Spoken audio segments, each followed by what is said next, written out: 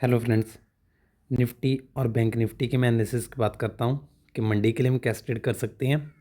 जैसे कि मैंने आपको बताया था कि 26,000 के आसपास बहुत ज़्यादा जो है वो बड़ी हर्डल है और वहाँ से ही एक दो दिन एक्सपायरी के कारण 25,900 के नीचे मार्केट नहीं आया। लेकिन जब भी 25,900 से के नीचे आया, देखो आप 25,500 भी उसने तोड़ दिया। 25,460-70 का लो जो कि हमारा पिछला सपोर्ट था, बिल्कुल वहाँ पर उसने मार्केट ने जो है सपोर्ट लिया और वो बंद हुआ है।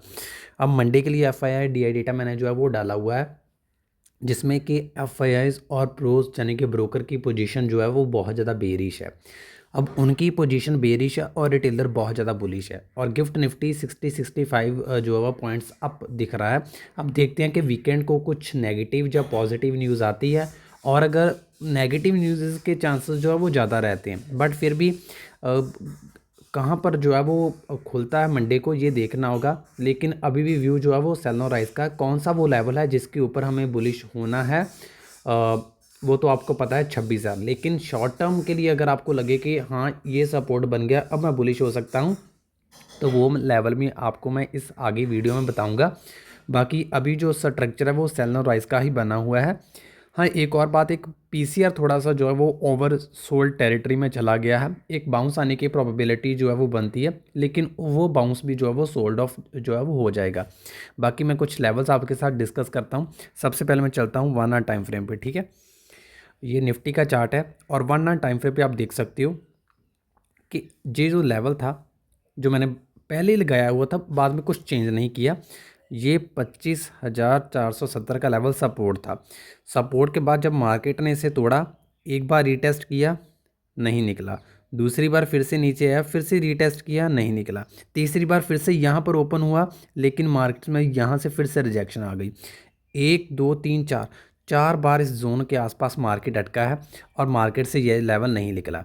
अब आप यहाँ पर देख सकते हो, जब मार्केट उस दिन ट्रेड डील की वजह से गैप अप खुला, तो मार्केट ने क्या किया कि यहाँ पर ही कहीं पर सपोर्ट लिया। अब मार्केट फिर से वही लेवल्स पे जो है वो आ गया है। बाकी अब अगर मैं आपको डेली टाइम फ्रेम पिक्चर जो है वो ज़्यादा क्लियर होगी, मैं आपको दिखाता हूँ। ये देखिए, पहले तो मार्केट क्या था कि इस लेवल के ऊपर जो है वो जो हमारी मूविंग एवरेज थी, इसके ऊपर जो है वो खुला, यहाँ से बुलिश कैंडल बनाई और इसके ऊपर जो है वो 26,000 तक गया। अब 26 इसमें से ये इस मूविंग एवरेज से नीचे आ चुका है। अब ये कौन सा लेवल है मैं आपको बता देता हूँ। अगर हम यहाँ पर कहीं एक रेजिस्टेंस ड्रॉ करें तो 25,660 और 25,670 ये एक लेवल आता है डेली टाइम फ्रेम पे।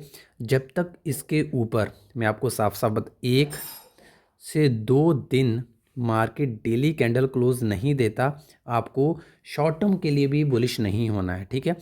तब तक स्ट्रक्चर हो सकता है, ये देखो एक सपोर्ट के आसपास मार्केट ऊपर से गिरा, सपोर्ट के आसपास आया, यहाँ पर एक डोजी कैंडल बना सकता है और फिर एक ग्रीन कैंडल दिखा सकता, हो सकता है यहाँ तक। लेकिन जब तक इसके ऊपर अच्छी दो कैंडल क्लोज हमें ग्रीन नहीं मिलेगी, तब तक हम नहीं मानेंगे। हो सकता है इसके ऊपर हो जाए, फिर हम देखेंगे कि क्या जो है वो स्ट्रक्चर बन रहा है। लेकिन जब तक इसके ऊपर नहीं है, तब तक हम जो है वो सेल नो राइज करेंगे। सिंपल, कोई इसमें रॉकेट साइंस नहीं है, मैंने आपको बता दिया कि क्या हमारा व्यू है।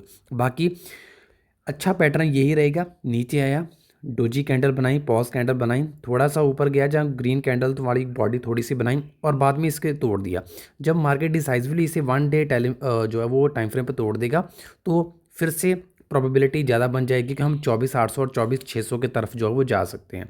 तब तक हो सकता है मार्केट 1 2 दिन होल्ड ले और एक बार जो है वो 25,670 80 को जो है वो अटेम्प्ट करने की कोशिश करें। ये मेरे निफ्टी का व्यू। मेरा व्यू जो है वो सेल नो राइज का है।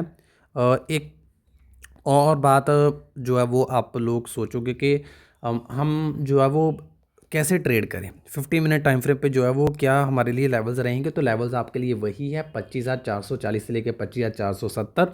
जब तक इसके ऊपर नहीं जाता, और 25,440 से 25,470 जब तक इसके नीचे नहीं आता, तब तक आपको क्या करना है कि अग्रेसिवली शॉर्ट भी नहीं होना, क्योंकि PCR ओवरसोल्ड है। हाँ, 25,650 660 गलती से भी यहाँ पर मिल जाए तो वहाँ पर आप शॉर्ट कर सकते हो, ठीक है। बैंक निफ्टी कंपैरेटिवली जो है वो ज़्यादा स्ट्रॉन्गर है।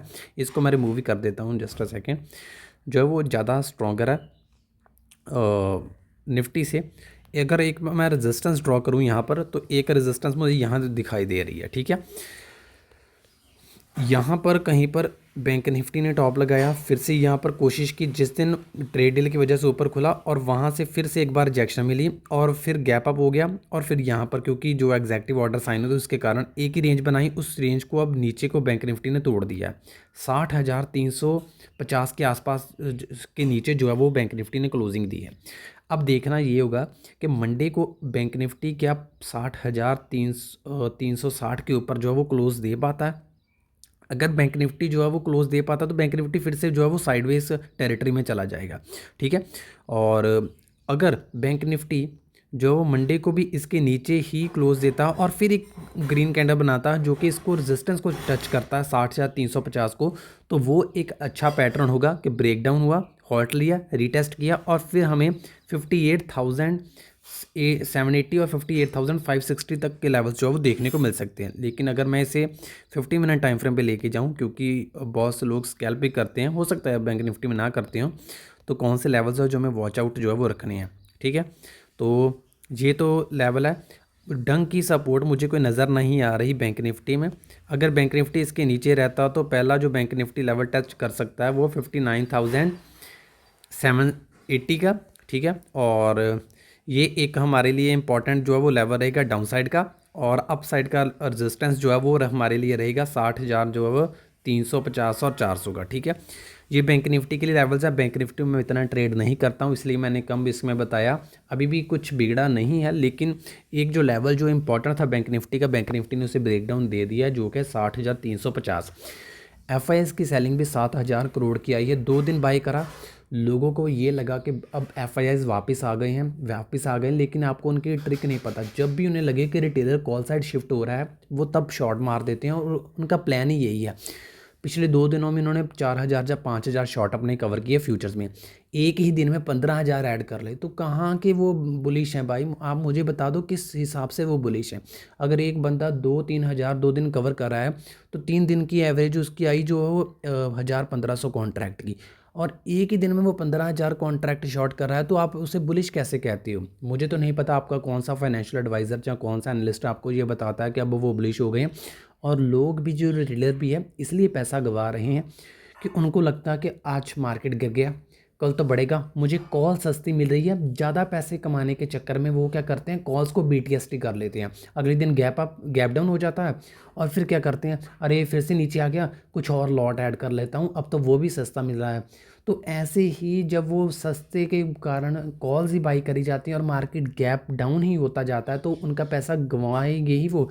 इसलिए सबसे बेस्ट स्ट्रेटेजी है रिटेलर्स पैसा ना गंवाएं उसकी, कि आपको बीटीएसटी नहीं करना है, जो मर्ज़ी हो जाए।